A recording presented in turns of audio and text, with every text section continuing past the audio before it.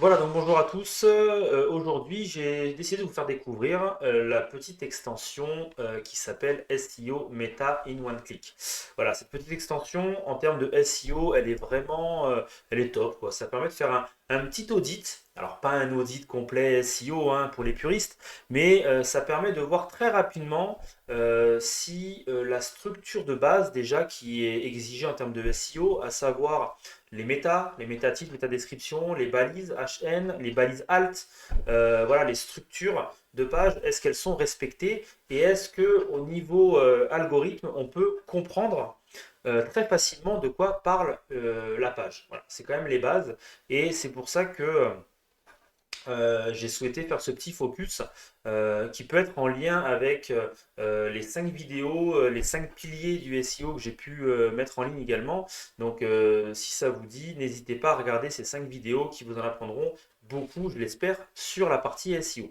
Alors tout d'abord, comment est-ce qu'on installe une extension Chrome? Alors vous allez sur Google, vous tapez Chrome Web Store. Voilà, moi il est déjà enregistré. Chrome Web Store, ça vous permet d'arriver ici à cet endroit-là. Je vais un peu vite hein, parce que c'est enregistré, donc vous pouvez faire l'opération de chez vous en faisant des pauses. SEO Meta One, et on a ici le SEO Meta in One Click, c'est celui-ci. Vous avez à droite ajouter l'extension à Chrome. Moi j'ai supprimé puisqu'elle est déjà installée, donc je ne vais pas du coup la supprimer. Alors, quel est l'intérêt de ça? L'intérêt, c'est que quand je suis sur une page, comme celle-ci, voilà, là j'ai une page de mon site qui est la page formation SEO. Voilà, c'est une page qui vient d'être créée et je veux vérifier que je suis dans les clous au niveau des attentes de l'algorithme de Google. Donc, je vais cliquer dessus sur cette petite extension et de suite, je vois quoi? Je vois que j'ai ma balise title et mon méta-titre et mes méta-descriptions qui sont dans le vert. Donc c'est déjà plutôt rassurant. Alors si vous voulez savoir comment réaliser ces balises, vous avez donc la vidéo numéro 2 des 5 piliers qui vous permet de comprendre plus en détail comment faire un méta-titre et une méta-description. Ensuite, je vois rapidement que j'ai un H1, donc ça c'est très bien, 8H2, 13H3. Pareil, il y a une vidéo qui explique ce que sont les HN sur un site web.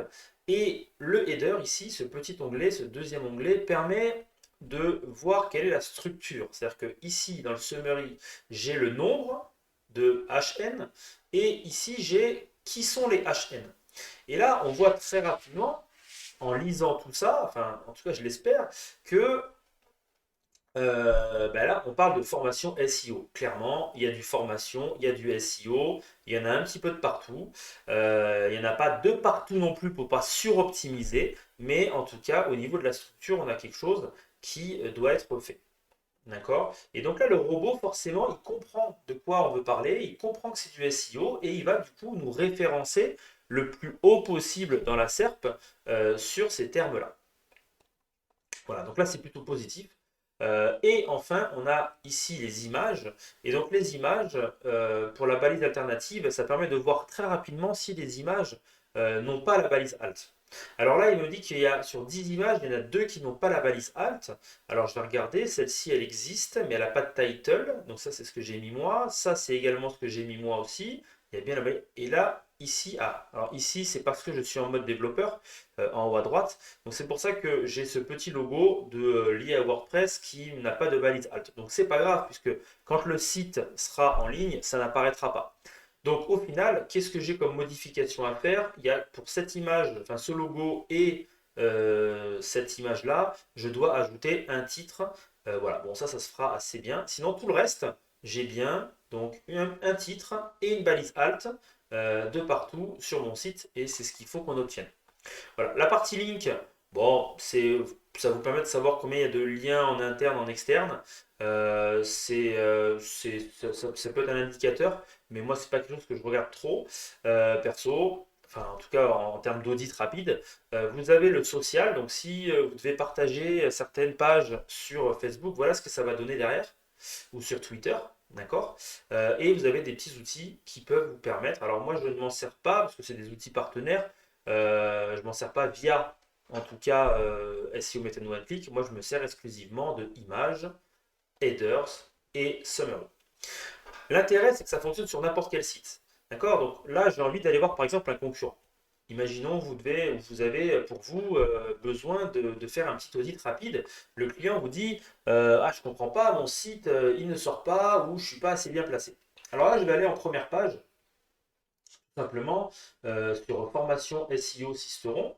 Voilà, donc j'ai le premier, mais alors j'essaie de cliquer dessus, mais ça ne marche pas, donc ça c'est étonnant. Moi je me retrouve ici et j'ai le troisième. Voilà, donc je vais aller voir le troisième, comment il se positionne en termes de, bah, justement de balises. Donc j'ai mon petit site, je clique sur SEO, et là je vois que bah, je comprends pourquoi il est derrière moi déjà, parce que son méta-titre, bah, il est à 91 caractères, il est dans le rouge. La méta-description, bah, elle n'existe même pas, elle n'est même pas renseignée. Donc déjà, ça pose un problème en termes de SEO. Par contre, après, j'ai un H1 et 6 H2. Je pourrais me dire, ok, très bien, au moins en termes de structure, même s'il n'y a pas de H3, ça passe.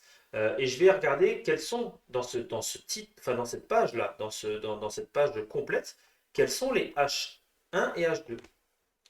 Et là, je me rends compte que les gens ont mis le webmaster, quelque chose qu'il ne faut surtout pas faire.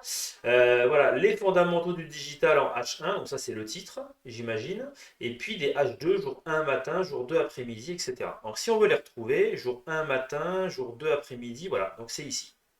Voilà, ça c'est des H2. Autant vous dire que c'est pas du tout ce qu'il faut faire.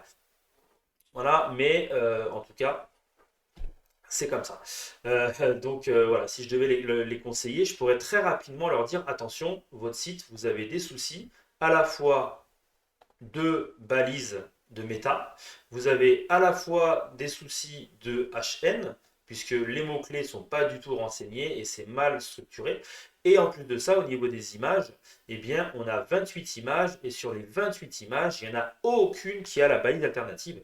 Donc là, c'est vraiment un modèle qui est top pour dire voilà tout ce qu'il y a à modifier. Et ça vous permet bah, de faire un audit très rapide sur donc les fonctionnalités. Voilà. Donc j'espère que cette petite extension qui est gratuite, hein, bah, vous l'utiliserez si vous en avez besoin. Moi en tout cas, je m'en sers au quotidien et du coup, bah, ça permet vraiment de faire un audit rapide et de voir où est-ce qu'on se situe par rapport à la concurrence. Voilà, j'espère que vous avez apprécié. Si ça vous a plu, un petit pouce. Et puis n'hésitez pas à mettre un petit commentaire si vous avez des questions. Voilà. Allez, je vous laisse, à bientôt.